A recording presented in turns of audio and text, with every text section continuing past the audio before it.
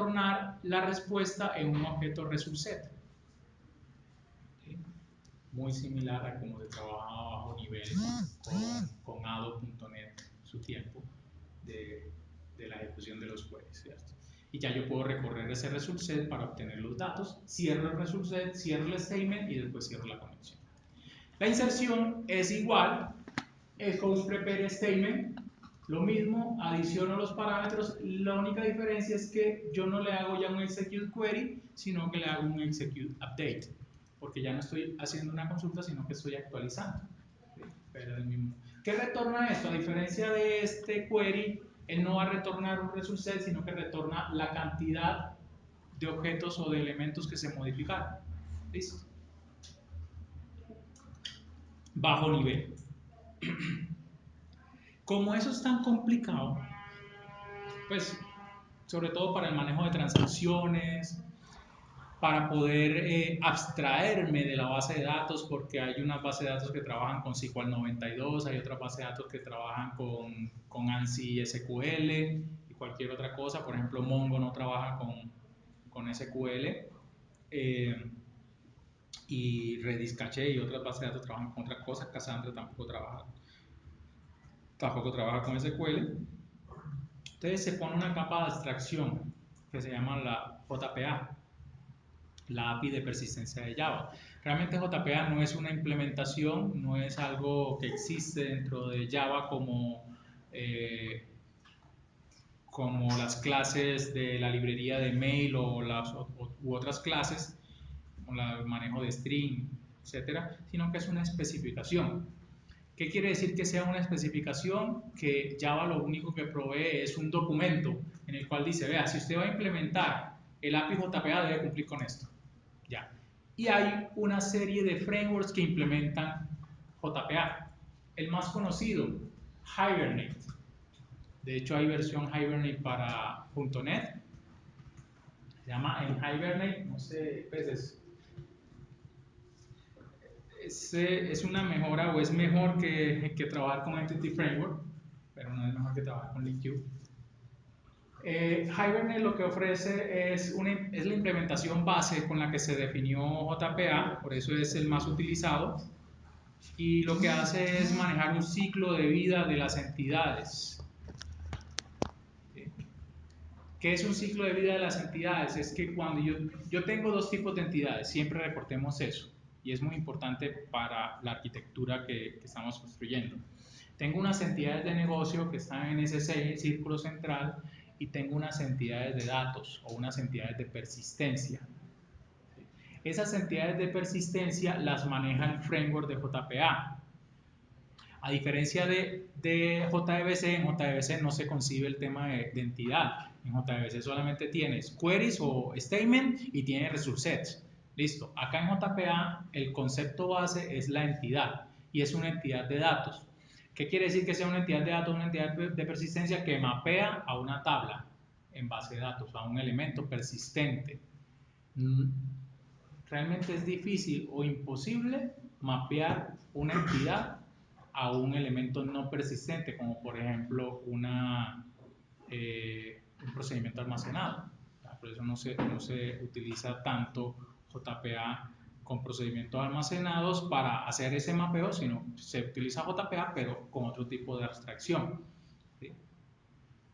Entonces, ¿qué es lo que te permite ese framework? Manejar ese ciclo de vida de la entidad, que es crear la entidad en un momento, llenarla de datos y cuando ya no la necesites, borrarla o ponerla en un estado de no uso o de desligarla de todo lo que es el contexto de trabajo con JPA. Hay otros frameworks muy conocidos para JPA, por ejemplo, de los más importantes, Eclipse Link, que es una implementación muy parecida a Hibernate, pero con mejoras o con ciertas mejoras pues, en lo que es el desempeño y otras características que no son propias de JPA, y Toplink, que tiene optimización específica para productos Oracle. O sea, si uno va a trabajar con Oracle y quieres trabajar con JPA, lo ideal sería que trabajes con Toplink. El problema es que Toplink es pago, no es gratis. Hibernate es gratis, Eclipse Link es gratis y es open source. O sea que lo puedes modificar a tu conveniencia si necesitas mejorar algo del framework. Les decía que esto lo que le va a permitir a uno es manejar el estado de una entidad de negocios y JPA permite algo que se llama el mapeo objeto relacional. ¿Qué significa mapeo objeto relacional? Es lo que nosotros debemos evitar y por eso le tenemos que poner tanto interés al tema de un modelado de objetos de negocio bien bueno, porque no podemos estar pensando en el modelo de datos. Nosotros trabajamos en objetos y nosotros debemos pensar en objetos. Ya como lo llevemos a unas tablas, eso no es problema de nosotros, no debería ser problema de nosotros. ¿Sí? O sea, lo que le ofrece JPA a uno es evitar tener que hacer ese mapeo objeto relacional. Le ofrece a uno la forma de coger objetos de negocio, objetos Java y convertirlos a tablas, a registros de tablas y a operaciones en tablas. ¿Sí? Eso es lo que te provee JPA y te lo provee de una manera fácil, de una manera en la cual tú no te preocupas de escribir tanto código o te ahorra el mayor código posible. Y te permite también manejar ese ciclo de vida de esas entidades o de esos objetos de datos en memoria. Entonces, esto es como los estados que él maneja. Cuando una entidad se crea, cuando yo le hago un new a una entidad, él la pone en un estado new. Todas las entidades básicamente se anotan con un @entity. Cuando yo le digo new a ese entity, él la pone en memoria, pero no está asociada a una base de datos realmente porque yo la creé como new. ¿Sí?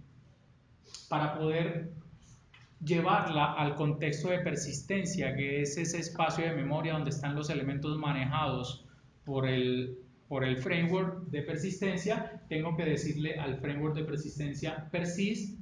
El framework de persistencia, uno le comunica con el framework de persistencia por un elemento que se llama el Entity Manager, que es el que administra el ciclo de vida de las entidades. Uno le dice, vea, señor framework, yo quiero llevar este componente a base de datos. Entonces le dice, vea, persista esto. Le digo, Entity Manager, persista este objeto o persista esta entidad y él la mete dentro de un contexto de persistencia. ¿Qué es ese contexto de persistencia? Es ese espacio de memoria, ese contenedor donde están todas las entidades que administra el framework.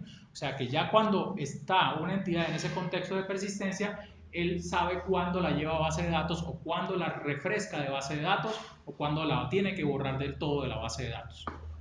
¿Sí? Ya uno no se preocupa de eso.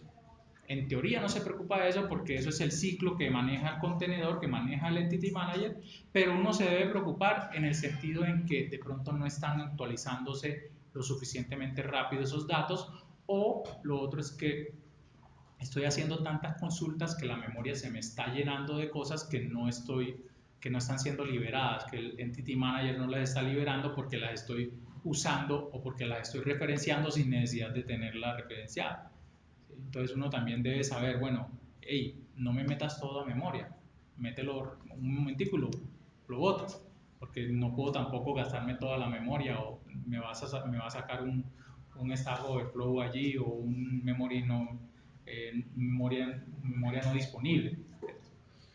Cuando la entidad está aquí en el contexto de persistencia, ya le pertenece al Entity Manager y ya él, dependiendo de lo que uno le diga, uno puede decir, bueno, actualícemela, la consulto o remuévala. Si yo la remuevo, él la pone en un estado removida.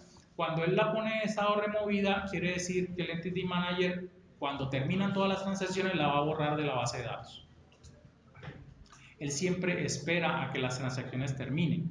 Es una de las cosas que tiene el JPA, a diferencia de JDBC, que él maneja las transacciones, o sea, que él sabe cuándo inicia, cuándo debe hacer commit, cuándo debe hacer rollback y cuándo inicia la transacción.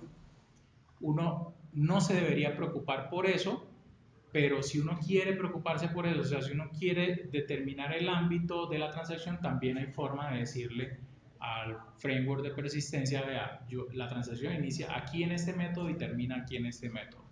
¿Sí? Entonces se podría encontrar problemas de datos no actualizados. Sí, Y sí es posible. ese JPA pues, maneja los objetos del diseño para llevárselo a la persistencia en la base de datos Sí. por medio de colas.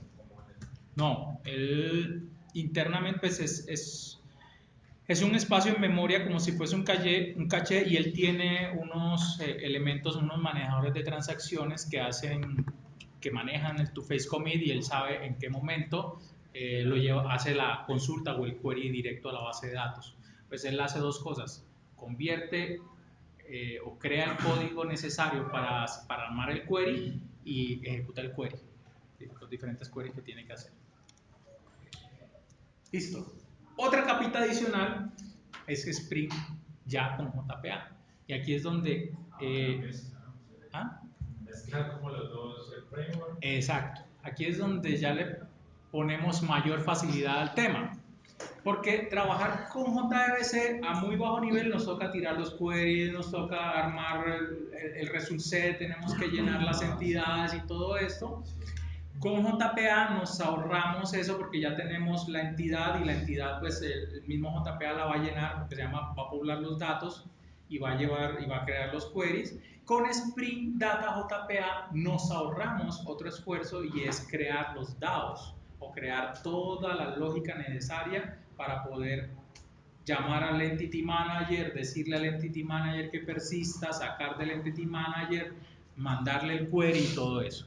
JPA Spring Data JPA le permite a uno, por medio de unos componentes que son los componentes tipo repositorio y por un medio de unas interfaces que él ofrece, abstraer toda esa implementación de la capa de acceso a datos. O sea, a uno no le toca implementar el DAO. El DAO ya se lo implementa uno Spring Data JPA. Y la configuración para ir a la base de datos es mucho más simple. Uno simplemente tiene que definir que un objeto es un DAO con @repositorio, extender de una interfaz que es JPA repository o CRUD repository, o hay 3 o 4 interfaces que ofrece JPA y ya lo puedes llamar directamente para poder hacer cualquier operación con la base de datos. Listo.